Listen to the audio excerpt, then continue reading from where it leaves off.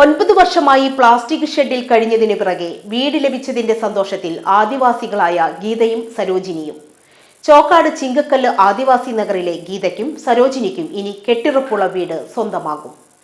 വർഷങ്ങളുടെ കാത്തിരിപ്പിനും പോരാട്ടത്തിനും ഒടുവിൽ കഴിഞ്ഞ ദിവസമാണ് വീടിന് ഫണ്ട് അനുവദിച്ചതായി ITDPയിൽ നിന്നും അറിയിപ്പ് ലഭിച്ചത്.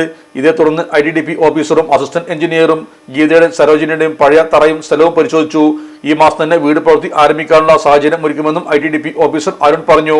2013 വീടിന്റെ നിർമ്മാണം നടക്കുന്നതിനിടെ വനം വകുപ്പ് ഇടപെട്ടാണ് തടഞ്ഞത്. ഒടുവിൽ NCP നേതാക്കളായ നമ്പൻ സുബർ, MT സുധീഷ് എന്നിവർ വനം വകുപ്പ് മന്ത്രിയെ നേരിൽ കണ്ട് നടത്തിയ ഇടപെടലാണ് പ്രശ്ന പരിഹാരം സാധ്യമാക്കിയത്. ഇത് പ്രകാരം 6 ലക്ഷം രൂപ വീതമാണ് ഒരു വീടിന് ലഭിക്കുക. ഏറെ വൈകിയാണെങ്കിലും തങ്ങളുടെ ആവശ്യം അംഗീകരിച്ച് വീടിന് ഫണ്ട് ലഭിച്ചതിൽ അതിയായ സന്തോഷത്തിലാണ് ഗീതയും സരോജിനിയും. ശ്രീമതി ഗീത, സരോജിനി ഇവരുടെ രണ്ടുപേരുടെ വീടാണ് 2015-16 വർഷത്തിൽ നമ്മൾ കൊടുത്തത്.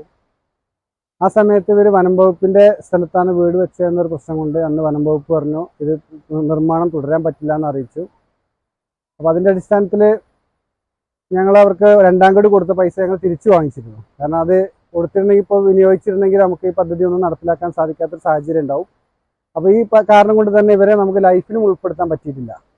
അപ്പോൾ തുടർന്ന് നമ്മൾ വനം വകുപ്പ് കഴിഞ്ഞ വർഷമാണ് നമുക്കിപ്പോൾ അനുമതി തന്നത്. ഇവിടെ തന്നെ ചെയ്തോട്ടെ, അവരെ സ്ഥലം സറണ്ടർ ചെയ്തിട്ടുണ്ട്, ചെയ്തോട്ടെ എന്ന് പറഞ്ഞിട്ട്.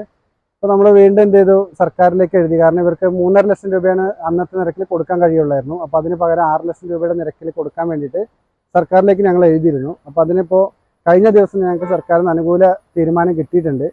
Sahara golden diamonds, Kottappadi, Malappuram. Phone 9744 912 916.